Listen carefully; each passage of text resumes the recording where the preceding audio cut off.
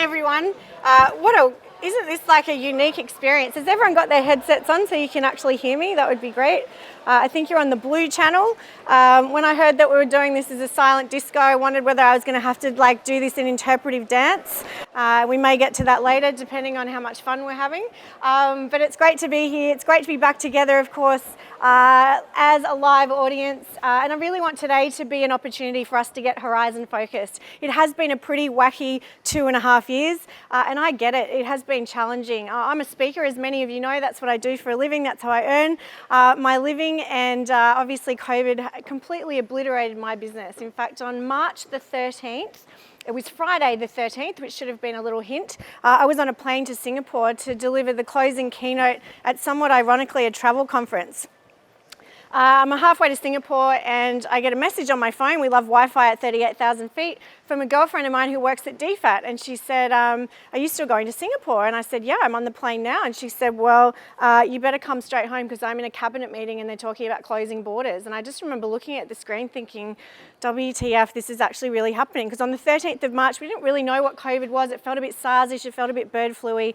And I arrived back in Australia on the 15th of March, 2020. And at that point, I was due to have a record year. I actually already had 48 presentations locked in the diary for that year, deposits paid. And between the 15th of March and the 18th of March, I had 48 cancellations. So I literally watched my livelihood evaporate before my very eyes. Got really good at the fetal position in the first few days. Dabbled in a bit of day drinking and then went the other way. I think we all did at some stage. But anyway, today I really want, we obviously have more uncertainty on the horizon, but I want today to be an opportunity for us to get horizon focused, to think about 2023, leaving all of this kind of uncertainty behind us, or the majority of it, and thinking about how we're going to activate our business for 2023. Because even though we're in uncertain times and the market's a little bit uncertain, I do believe that there is opportunity everywhere if you're looking for it. So I want today to be that opportunity for you to take that time out and really focus on what you're going to focus on in your business in 2023.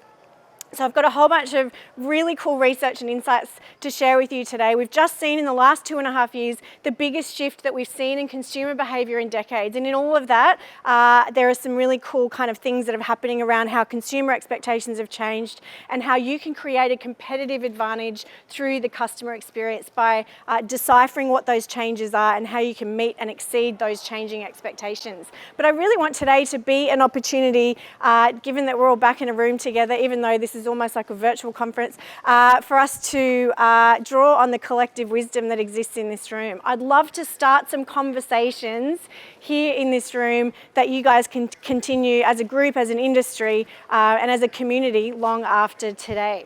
So the world has changed. We know it's changed permanently. It's changed how we're living. It's changed how we're traveling. And of course, it's changed how we are working. The first big shift that came out of COVID, of course, was how we were all working and how many of your clients had to change how they were working, and that is continuing to evolve. So forced agility was the first big shift that came out of COVID.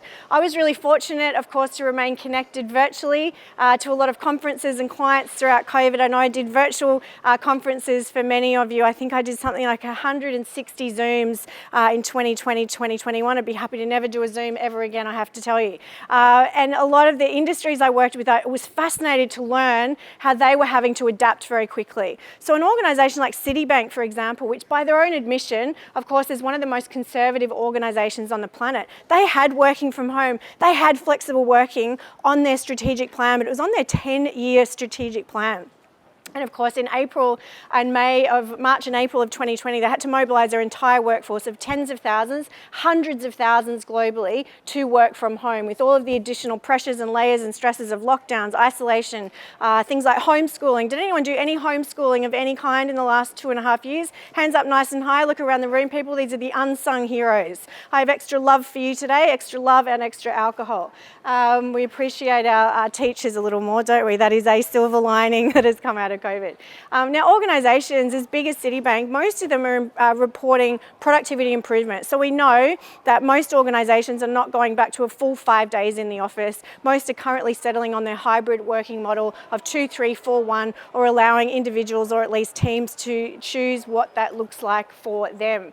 So we know that that's changing the relationship that most Australians have with their home, because they're having to spend a lot more time there, and obviously that's having implications around design and around spaces and around, particularly around home offices. And some organisations, as we know, are literally going all in on working from home. So Atlassian, which is Australia's big tech success story, announced in April last year that if you're an Atlassian employee, you can now work from anywhere in the world. You just need to go into the office 4 times a year. Now, 2 interesting things about this story. The first one is that since Atlassian announced this, over 40% of their employees have relocated out of Sydney. They're like, we're out of here. Tree change, sea change, overseas change. And also to give you some context around this decision, just prior to COVID, Atlassian spent $55 million on their new office fit out of their headquarters in Sydney. I'm not an office fit out expert. I imagine $55 million probably gets you a pretty cool, enticing place to work. And they've literally U-turned on that decision and completely decentralised their workforce. And I think we're going to continue to see with many large organisations the continued evolution of that. And one of the interesting upshots, which I think is a fascinating opportunity for your sector, is what we're seeing right now is this blend of personal and professional. And I think that's a really good thing. Most people no longer have that clear delineation between their personal persona and their work persona, their professional persona. It's much more melted and it's much more blended. And I think that's a really good thing. I remember I did a virtual presentation about 16 months ago for the leadership team of a really large automotive group. And the CEO sat through my entire presentation on Zoom with his 2-year-old on his lap, just because of circumstances that day. I'm sure all the parents, we've all been there at some stage during the last 2.5 years. And I remember looking at the screen thinking, wow, this is a real moment. This is an insight into this person's life that we just wouldn't have seen prior to COVID. And I think the upshot of that is, you're in a relationship sales business. I think that, COVID has almost given us permission to have more authentic conversations, to build deeper connections and deeper relationships with our clients. And that's kind of the territory that I want to explore with you today. And of course, we're seeing as an upshot of COVID, of course, most people are prioritising lifestyle. I live in Noosa, certainly not complaining about the property prices up there in terms of how that, as I said, I think we're going to continue to see the evolution of the sea change, tree change, and just how people are prioritising lifestyle. They're prioritising what life looks like, and that shuffle of priorities is certainly having an implication on property markets all across Australia. Now, the other really fascinating research or data that's just come out, of course, was the census data, and that showed a really interesting picture on many fronts, but particularly around how the demographic profile of Australia is changing, and it's changing quite rapidly. So for the first time in history now, we see that millennials make up the same. It's actually slightly more. I think it's about 0.1% higher than baby boomers. So for the first time in history, we've seen that baby boomers are decreasing in numbers, millennials are increasing in numbers. Now, that if you extrapolate that out, I think really interesting opportunities, particularly for your sector. And if you said to me, who is my core target market? Who is going to be the growth sector in the next 2 to 3 years? I've got my crystal ball out, you'll be pleased to know. Are there any Hitchhiker's Guide to the Galaxy tragics in the room? Any Hitchhiker's Guide to the Galaxy fans? People, maybe don't admit it, you're showing your age, but that's okay. But the meaning of life, if anyone remembers Hitchhiker's Guide to the Galaxy, the meaning of life, it's a number, and the number is 42, thank you very much. FBAA kindly put up a $10,000 prize for you for getting that correct, so that's amazing. So 42-year-old Australians are going to be, in the next 2 to 3 years, the core peak, at the peak of earning potential, the peak of property buying, and the peak of consumer spending. So if you had to sort of zone in on an avatar or a focus for your business where the opportunity is growing, it would be your 42-year-old Australian consumer. Now, that said, of course, we don't want to discount boomers, because there's some fascinating changes and trends emerging with boomers. And if I wanted you to remember or take away one message today about baby boomers, it is this. It's very simple, and that is 70 is the new 55. 70 is the new 55. I always laugh. I live in Noosa, as I said, and I'm driving up the Bruce Highway between Brisbane and the Sunshine Coast, which, as you probably know, is a bit of a lottery. Sometimes it takes 90 minutes, sometimes it takes 5 hours. But of course, there's a lot of developments going on the southern end of the Sunshine Coast. And if you're driving up the Bruce Highway, there are these massive billboards all the way up the highway for these new over 50 retirement villages. And I always laugh to myself because I think, what 51-year-old's waking up going, well, we're in our 50s now, we better move into one of those retirement villages. Let's slow things down a little. I feel like ringing them up saying, hey, I'm going to be in my 50s in 4 years. Is it okay if I bring my 9-year-old to the retirement village? Like, seriously. No 70-year-olds going, let's move into one of those retirement villages. Like, they're looking at like the next stage of life. So certainly 70 is the new 55. Now, the other trend, this was already happening, but COVID kind of came along and accelerated it. And I think this is where there's critical opportunity for you right now as a marketing strategy is around community. I don't know about you, but I was terribly inspired by what I witnessed during COVID around how consumers rallied around small business. We wanted our small businesses to survive. We wanted our gyms and our restaurants and our cafes, we wanted them to get through COVID, and we looked for active ways to support them through lockdowns and through those extended closures. And I think what we've seen is this acceleration of shop local, community, supporting people in the community. And so I think the big opportunity there and to think about as part of your 2023 marketing strategy is what are you doing to become a really active, vocal, visible part of your local community? Because it's going to matter more than ever and it will have a boomerang effect on your business. Think about how you can partner up with other complementary businesses in your community. How can you support community initiatives? If there's a charity ball, the mayoral ball is happening, take a table and take some clients. Like, be a visible, active, vocal part of your community. I guarantee it will be a really strong return on investment for you.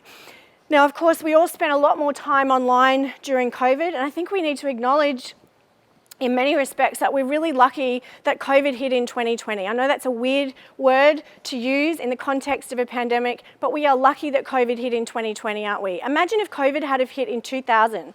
No Zoom, no Netflix, no social media, no online shopping. We would have all been sitting at home in lockdown on our Nokia 3300s playing Snake and Tetris.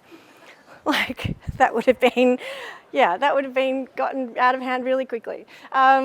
But what we did see is the acceleration of confidence of consumers to transact from a handset, again, accelerated through COVID. I work with a prestige real estate agency in Noosa, Reed & Co. They sold $60 million worth of property, sight unseen, off virtual inspections in the first 6 weeks of COVID to Melbourne and Sydney buyers.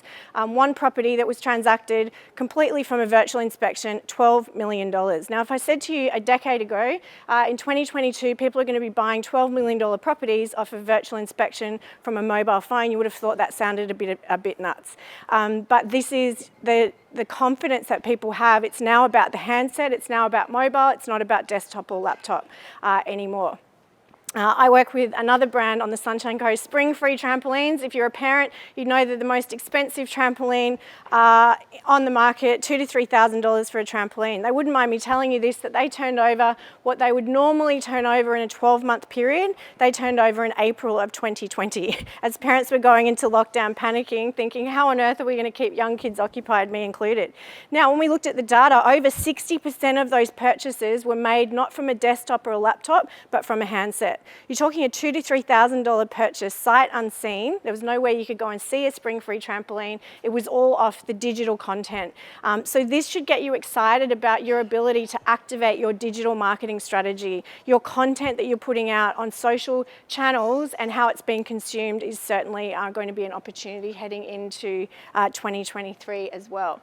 And of course, we all shopped a lot more online during COVID, some through, bless you, some through necessity, some through convenience, some because of boredom, some because of day drinking. Did anyone, it's okay, we're in a small room, we won't share it outside these four walls, but did anyone make a purchase, an online purchase during COVID, perhaps because of the boredom, perhaps because of the day drinking, whatever it was, an online purchase that you ended up regretting? You just look back and you think, why on earth did I purchase that particular item? It's okay, I'll go first. Instagram convinced me that I couldn't spend another day of life without a heated eye massager. A heated eye massager, just in case you're wondering, it looks like a virtual reality headset, and it warms up and it massages your eyes in what Instagram told me was going to be really relaxing. It was actually just really annoying. And I not only bought the heated eye massager, I bought the matching one for my partner. And I'll give you the tip, ladies and gentlemen, you don't need a heated eye massager, so just save you the trouble right there. A few of you have gotten value just at this point in the presentation. I've saved you. In fact, 1.36 million Australian households made their first online purchase during 2020, and we're certainly not seeing that contracting anytime soon. And there were some categories that boomed, of course, through COVID. Wine sales were up 82%, and some of us made the rookie error of combining the online wine sales with more online shopping, and that made it fascinating sometimes when those parcels arrived, didn't it? Because it's like, really, I've got no idea what's in that parcel. Is it really a delivery for me? No, really, I don't. What is in there? Oh, that's right, a heated eye massager. Bread makers were up 660%. Was it just me, or did anyone get a little sick of seeing loaves of bread in their social feed? It's like, we get it, people. You baked another loaf of sourdough. Well done. Book sales were up 28%. You're welcome, ladies. If you look carefully, there is actually a picture of a book in this slide. So we're drinking more, eating more bread, and reading more. It tells a fascinating picture of lockdown, doesn't it? Guys, my clicker seems to be stuck. I'm kidding, it's not stuck. The guys are like, oh.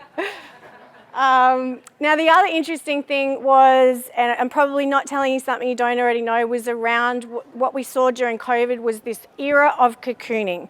So what happens is when humans are faced with external uncertainty, and we've seen it in every period of external uncertainty or instability, we saw it during 9/11, we saw it during the GFC, and we certainly saw it during COVID, is we see this thing called cocooning. The human response to external uncertainty is we dial into the one environment we can control, and that's the home environment. So anything to do with mini makeovers, homewares went completely crazy during COVID. So anything that we could do to make the home more aesthetically pleasing, more comfortable, better lifestyle, those categories certainly boomed as well during COVID, including home appliances. One of the fastest growing online businesses in Australia right now is a business called Appliances Online. Anyone ever purchased anything from Appliances Online? Wow, you've joined the cult, welcome. Now, the reason I share this story is that this is the kind of online shopping that more and more consumers were doing during COVID, and these were the kind of experiences that they were getting. So Appliances Online, if you go onto their website, it is a masterclass in digital marketing. Lots of information, highly interactive, lots of video content. You have an online concierge to guide you through the purchase. You order something at 10 a.m. on a Wednesday, it arrives at 2 p.m. on a Thursday. Carried in by two guys, clearly into CrossFit, uniform slightly too small, awesome. I'm kidding. They bring the new dryer in, take the old dryer away. In my case, they even offered to replace the light bulb in the laundry that they noticed wasn't working. Now, the reason I'm sharing this is that this is the kind of experience that is now the norm for your clients that they're getting. And it's more likely than not that your clients are basing their experience with you based on their most previous customer experience. And that could be that very transaction or that very interaction or experience with Appliances Online. So let me tell you, ladies and gentlemen, the customer experience and your ability to turn your clients into advocates, it's no longer about the warm and fuzzies. It's no longer about your clients feeling good and getting a good service. There is actually a direct correlation between your level of customer experience and your level of client advocacy and your revenue. It's now a revenue generating aspect of your business. And of course, the wellness industry went completely crazy as well. So your clients are much more focused on health and wellness than they ever have been before. It's certainly a priority. Now, if you read one business book this year, apart from mine, let it be this one.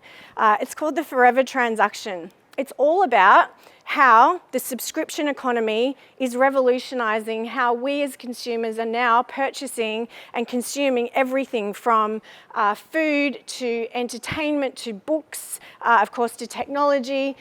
Again, one of the fastest growing businesses in Australia right now, apart from Appliances Online, completely different category, is a toilet paper subscription called Who Gives a Crap? Who would have thought? Like if I said to you 5 years ago in 2022, these two businesses, Appliances Online, going to go crazy, and also a toilet paper subscription. They deduct your credit card every month and they send you a box of loo paper. Fastest growing business in Australia. You'd think that's a little nuts. Mind you, after the toilet paper craziness of the last 2 years, you probably think that's a really smart idea.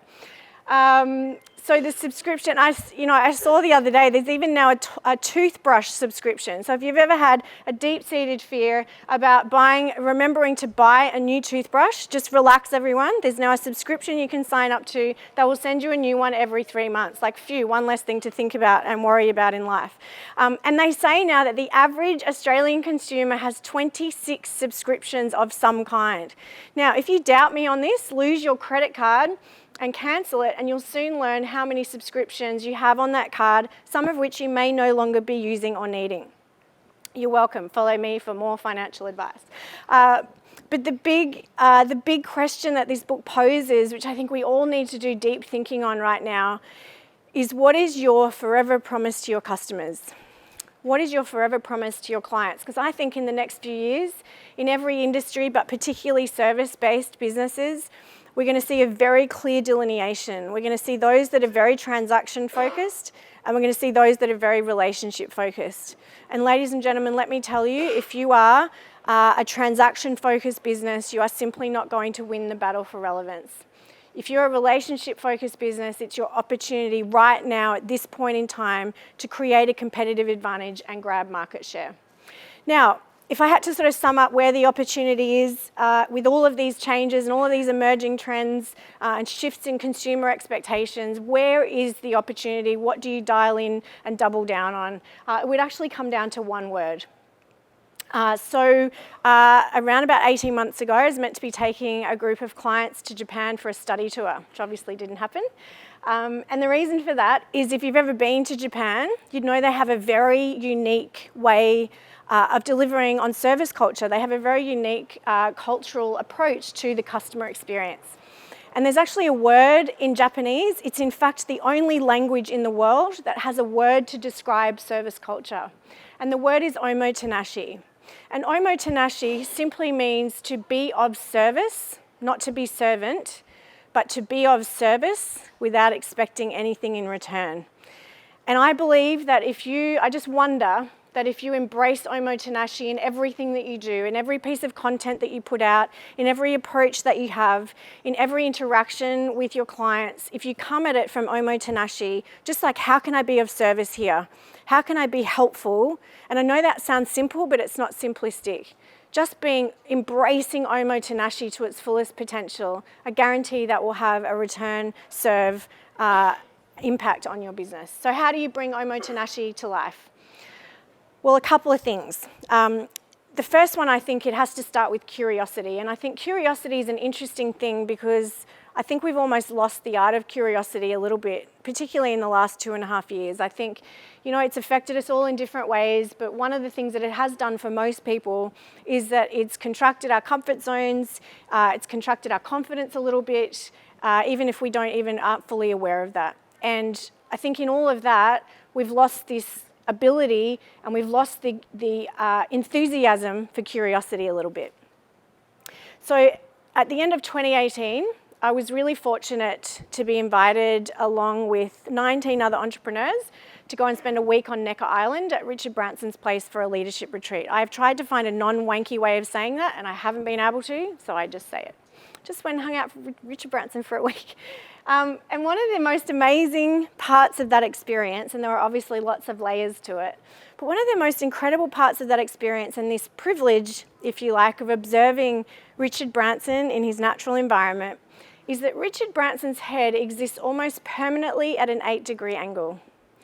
Because without doubt, always being the most interesting person at the table, he was always the most interested. He was always asking the most questions. He was always saying, tell me more. He was always wanting to go deeper on someone's story. And as I observed this over a week, it occurred to me that this is probably one of his secrets to success. Richard Branson is 72 years old, and let me tell you, he runs his businesses with the enthusiasm of a startup. He is a relentless human being. And he has all the answers, but he's actually the one always asking the questions. And I think curiosity as a curiosity as a trait, curiosity as a skill is something we all need to be doubling down on right now. And, let's be honest, the reason you're in this room, the reason that you're in this industry, and the reason you're passionate about what you do is that you're in the problem-solving business. You want to come up with the perfect solutions for your clients.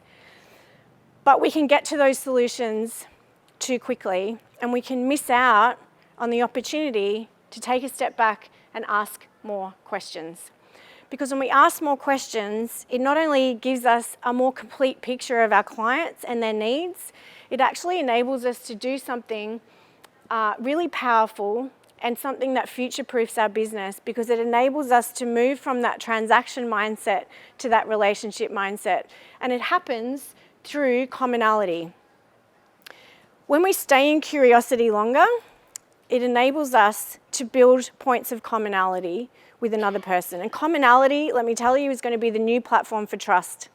We gravitate, particularly in uncertain times, we gravitate to people, brands, and places that we have something in common with. We do it subconsciously. We actually do it as a survival mechanism. And we do it subconsciously and as a survival mechanism. We gravitate to people, brands, and places that we have something in common with because it makes us feel something. It makes us feel safe. It actually speaks to our highest human need, above shelter, above food. It actually speaks to safety. Now, I don't know about you, but when you break it all down, particularly after everything that's happened in the last few years, wouldn't you say that safe is the overriding emotion you want your clients to feel? You want them to feel that they, with you, are in a safe pair of hands. You want them to feel safe that you've made the right recommendation. You want them to feel safe that they've made the right decision. You want them to feel safe that they haven't overcommitted. You want them to feel safe that their future decision or what they've locked in or haven't locked in is the right one. But most importantly, you want them to feel safe that they can entrust their friends and family to you. And that has to start with curiosity and commonality. So building these points of commonality. Now, on that trip to Necker Island, one of the other incredible humans we had with us on that trip was a woman by the name of Katie Coleman. Katie Coleman was the first female NASA astronaut to lead a mission to the International Space Station. How's that for a byline on your LinkedIn profile? Pretty impressive. Now, Katie, by the way, if you ever get to meet her, you have to constantly remind yourself that she's a NASA astronaut because she's about 5 foot nothing. She looks and sounds like a cartoon character, and I mean that with love and respect because every time she talks, you just want to hug her. Anyway, she told the story of that mission really openly and honestly, and Katie had a problem. So Katie was in charge of the mission. She had 3 male astronauts with her on that mission, an American, a Chinese, and a Russian astronaut. Sounds like the start of a bad joke. Stick with me. Now, Katie had a problem because not only did those 3 astronauts not like each other, listen to this, they refused to talk to each other. Now, I'm not an astronaut, obviously, but I'm assuming if you're in a shuttle hurtling to the International Space Station, what's probably pretty important? Communication and teamwork. So Katie had to solve this really quickly. So Katie put her own ego aside and she had to start with the one thing that all 3 of those astronauts had in common, and that's the fact that they resented and hated the fact that she was the female in charge of the mission and they did not hide it. So she started there. She took a step back, she put her ego aside, and she started with what they had in common, and from there she could build the communication, build the trust, build the commonality, build the teamwork, and the wonderful term that Katie had for it was magnetic threads. And I think this is just such a beautiful metaphor for how we go forward now in this new era, and we're back to face-to-face, and we're back to eyeballing our clients. She said that we are all bound by magnetic threads. Every single human in this room, every single human on the planet, we are bound in some way by at least one magnetic thread, like something that we have in common. But she said that the magnetic threads are invisible. And it's our job to stay in curiosity just a little bit longer to turn them from invisible to visible. And the more that we can do that, the stronger the relationships we can build, the greater communication we can build, the greater levels of influence, and most importantly, the greater levels of trust. Now, I know that this is a kind of silent thing and you're all kind of, zoned into your headphones, but I'd love you to just, in a moment, pop your headphones off for a moment and do a little team exercise. You guys get to do something. Are you excited? Don't take them off yet because you need the instructions. Just contain your enthusiasm for a sec. Let's not lift the roof off this place. So even though this is a silent conference, I would love there to be just this level of interaction. And you'll need a partner for this exercise, or you can do it in a group of 3 if that's easier. So find a buddy, find a group of 3 at your table, introduce yourself, give them a little fist pump if you haven't met them yet. Now, with your partner or with your group of 3, here is your task. It's really simple. You have 2 minutes to find 3 things that you have in common. Now, here are the rules. Number 1, it can't be something that you already know. It's like, you're at the FBAA conference, so am I. That's amazing. Number 2, it can't be something that's physically obvious, right? So you've got green eyes. I have too. Incredible. It's got to be 3 things that you don't already know. Through asking questions, being curious, you have to find 3 things that you have in common, right? So before you do that, can everyone just put their right hand up for me, high to the ceiling? If you've got your buddy, but what I want you to do is at your table, just thinking about all the people at your table. Don't think about this, just do it subconsciously. Right finger right up to the ceiling. On the count of 3, just thinking about all the people at your table. On the count of 3, at your table, point to the best looking person. 3, 2, 1.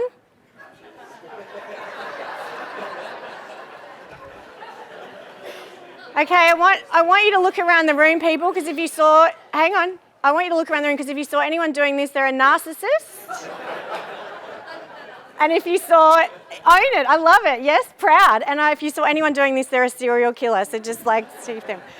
Okay, so you have 2 minutes to find 3 things that you have in common with your buddy or your group of 3. Off you go.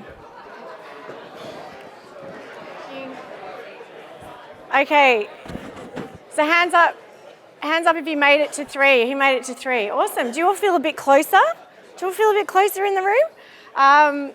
But who found that exercise interesting? When your objective is to find what you have in common with the other person, it just forces you to be curious, doesn't it? It forces you to stay in curiosity and be interested rather than interesting. And I think that's a really interesting. Now, I know that light is not great in here. It's terrible, actually. But hands up if there's anyone in the room. Hands up if you can tell me the colour eyes of the person you just did that exercise with. No, I know that the light in here isn't great. The back table's probably an advantage there because you guys have got good light there. Here's a 30-day challenge for you. For the next 30 days, take note of the colour eyes of everyone you come into contact with. I guarantee it will make you more present, it will make you more curious, and it will make you more engaging. You've got to be careful how you do it. You don't want to be creepy about it. Crazy eyes. That person had crazy eyes. So we've talked about curiosity, commonality. I want to talk now about customization because this is literally something that's transforming businesses in every different industry. I mean, who would have thought a few years ago that we would see brands like Coke and Nutella produce customized, personalised versions of their product for us? Now, I don't drink Coke, but if I did and I went and bought a bottle of Coke and it has my name printed on it, has Amanda printed on the label, do I value that Coke the same or higher as a generic bottle of Coke? Higher. Same product, same 82 teaspoons of sugar. I value it differently because it's customized to me. And we're seeing some businesses do really exceptional things around customization and really taking their entire journey, customer journey, and creating all of these moments of customization and as a result creating a competitive advantage in a really competitive market. So this is the Adelphi Hotel in Melbourne. Anyone ever stayed at the Adelphi in Melbourne on Flinders Lane? Add it to your list, just do it for research purposes. Exceptional experience. As you can see, it's a beautiful hotel. It's a bit hard to see from the picture here, but it's got this incredible rooftop pool. Part of it is suspended out over Flinders Lane in midair. Like it's just cantilevered out, so you swim out and you're literally over Flinders Lane. It's got a perspex side and a perspex bottom. I can tell you when you are swimming laps in this pool, you've never pushed off the edge of a pool so gently. But it sits in a really competitive space. In fact, in the 5 blocks around the Adelphi, there are 8 5-star hotels. So what the Adelphi have done very cleverly is they've taken all of the pain points that people have about staying in nice hotels, and they've just turned them all into mini competitive advantages. And as a result, they're one of the most positively reviewed hotels in Melbourne. So they punch way above their weight when it comes to customer advocacy, both online and offline. So we've all stayed in nice hotels. Let's do this exercise together. What are some of the things that annoy you, frustrate you, irk you, disappoint you about staying in a nice hotel? Just yell them out to me. Shower's not working, absolutely. Sorry? Water pressure, big one. What else? Poor customer service, absolutely, particularly at check-in. You just kind of left to your own devices. What else? Sorry? Crap coffee. Do you feel better? You look lighter. You've got that off your chest. It's good. You've been holding on to that for quite a while. What else? Car parking. There we go. Is a big one. No car parking or expensive car parking. What else? Dirty room. I love this one where you have to pull the bedside table out to get to a PowerPoint. Oh, yeah. Bad mattress. Bad mattress. Very specific, but that's good. What else? Slow check-in. Slow check-in. Absolutely, I totally agree. What else is expensive? Minibar. There we go. Minibar. And you can't even do that thing with the vodka and gin bottles to refill them with water that someone told me used to be able to do. What else? Bad Wi-Fi, $28 for Wi-Fi I paid in a hotel recently. I'm like, it's 2022, right? So here's what happens at the Adelphi. When you check in at the Adelphi, someone comes from behind the desk to check you in. You get the immediate sense that this is going to be a different experience. They then say, we're just going to take you up to the room just to point out a few things that are different about the Adelphi. Again, different about the Adelphi. They say, we just want to show you a few things in the room, how the blinds work, how the lights work. I do about 50 nights a year in hotels. I have had blinds and lights that I cannot work for the life of me, and it's frustrating. So they then say, we just want to point out a few things, like there's an extra PowerPoint in the bathroom. Little thing, but big thing if you're a female traveling, right? You hear me?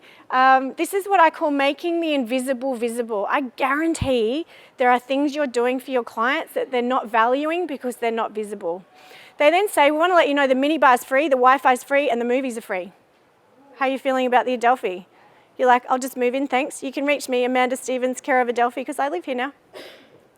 But here's a little thing that they've done that has surprised even them. When you turn your TV on in a hotel, what's generally the first thing you see on that TV?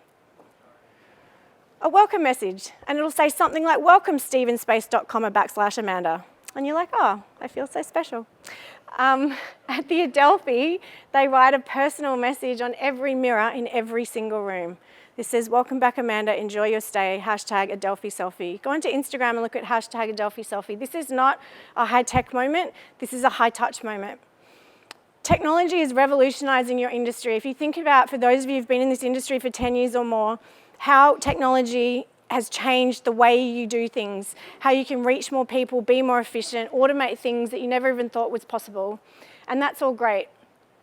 But I think, the future of the customer experience and your ability to create a competitive advantage is going to exist at that intersection of high tech and high touch. When you can embrace the best of both, that's where you can create magic and a competitive advantage and turn your clients into advocates. The other fortunate, depending on how you look at it, byproduct or impact of COVID was around milestones. Because of travel restrictions, lockdowns, border closures, we all missed out on really significant milestones in the last 2.5 years. Reunions, family get-togethers, birthdays, engagement parties, weddings, and of course, even funerals. And I got curious recently to understand what that actually looks like. Has anyone quantified it? And the research showed that every Australian, on average, in the last 2.5 years, missed out on average, 4.5 milestones each. If you extrapolate that out, it's 100 million milestones just in Australia. Now, what does that mean? Well, I think milestones are going to mean more. I think we're going to celebrate harder. I think we're going to clap louder. I think we're going to hug tighter. I think family get-togethers are going to mean more. Birthdays are going to be celebrated more than they ever have been before. We're going to have bigger weddings. Milestones just are going to mean more to us because they were taken away from us for such a long time. Now, the upshot or the opportunity for you is around milestone marketing. milestones, the milestones that are going on in the relationship you have with your clients are going to mean more, and they're a greater opportunity than they ever have been for you, again, to say, this is not a transaction, this is a relationship. So if you do nothing else as a result of our time together today, but think about what are the key milestones that go on. Celebrate anniversaries of your clients being a client. Acknowledge, respecting, and rewarding those milestones is going to be potentially the thing that catapults your business in 2023, because we are going to be celebrating. Those milestones are going to be celebrated whether you acknowledge them or not. This is my little boy, Ollie. He's just turned 5 and he's going to school next year, which I'm in total denial about. So if anyone has any advice for me afterwards, please come and see me. As many of you know, Ollie was a very long journey for me, 7 years of IVF. IVF taking the fun out of sex since 1976. And then he came super early, so he was 9 weeks premature, he was 1,500 grams. I'm like, pick a lane, dude. You took all this time to come and now you're coming early, like seriously. But he's all perfect now, as you can see, and I've been really fortunate to travel with him extensively, certainly prior to COVID. In fact, this was his very first flight. Loves business class. This was his 60th flight, and at the end of 2018, when he was not yet 2, he did his 100th commercial flight. So this is a really cool story of taking a micro moment and amplifying it into a milestone and saying, we live in your world, not in our world. So this was back when Qantas planes took off on time. You could get people on the phone, your luggage arrived, like it was really, remember those days? Ye olden days. So we were flying from Melbourne to Brisbane. I took a photo of Ollie and I posted it onto my Instagram stories. And I said, how cool, Ollie's on his 100th flight today. And I tagged at Qantas. So we're descending into Brisbane and the hostie comes up to us and says, I'm looking for Master Oliver. He says, that's me. She said, I've got a personal invitation from the pilot. He'd love to see you in the cockpit when we land in Brisbane because we understand it's your 100th flight and we'd like to celebrate with you. Now, they don't do this anymore as a result of 9/11, so it's a pretty big deal for them to make an exception.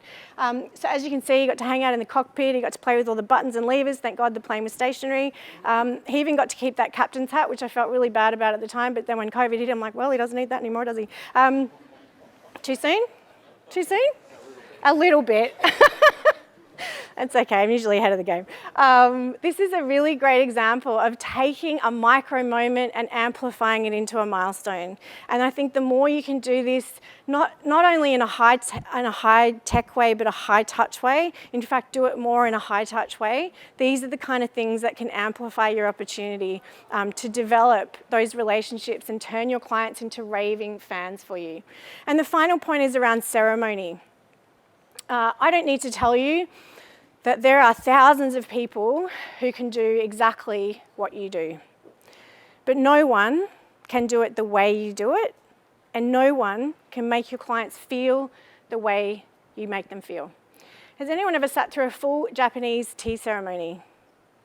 A couple of you? It takes about 20-25 minutes, yeah? Here's what they recently learnt. Listen to this very carefully. The tea served at the end of the Japanese tea ceremony rated way higher on taste test research than the same tea from the same pot served into the same cup served straight up. Isn't that amazing? That's how clever the human brain is. The ceremony actually altered the perceived taste of the tea. Now, if that hasn't got some of your spidey tinglies going about your ability to have a sense of ceremony, have a signature way of doing things, making your clients feel a certain way, doing things a certain way that nobody else does. That is your opportunity. That is the crux of your ability to create a competitive advantage moving into 2023. Now, if the last couple of years has taught us anything, it's this, isn't it? Shit happens. It happens unexpectedly. We have personal shit, professional shit, unprecedented shit, unexpected shit. And I think, we've all, let's acknowledge for a moment, we've all been a lot more resilient than I think we give ourselves credit for. If you had to, at the beginning of COVID, understand the enormity of what the challenge was going to be, it might have seemed like an insurmountable mountain, but we did it. We've come through it. You're sitting here in this room, you've survived the last 2.5 years for a reason. Because I think the ability, what resilience is, human resilience is the ability to take the shit, because we all deal with it, and turn it into fertilizer. not sitting in the shit, acknowledging it, but also looking for ways to turn it into fertilizer. And this skill, and I think this skill, how we evolve it and continue to develop it as humans, is going to be the thing that builds our inner resilience. And this skill was taught to me by this woman, Sophie Smith. If Sophie Smith was in this room today, or you got to meet her, you'd think she's the most bubbly, effervescent, positive, upbeat person you'd ever met. But Sophie's been through some shit. Sophie lost triplets to prematurity. One at day 1, one at day 17, and one at day 58. She thought she was at least bringing one baby home, and it wasn't to be. And then she lost her husband to brain cancer. Like, this is more shit than most people could survive. Sophie started running for her own mental health, and then she put a team in the city to surf to raise some money for the hospital, for the neonatal intensive care unit.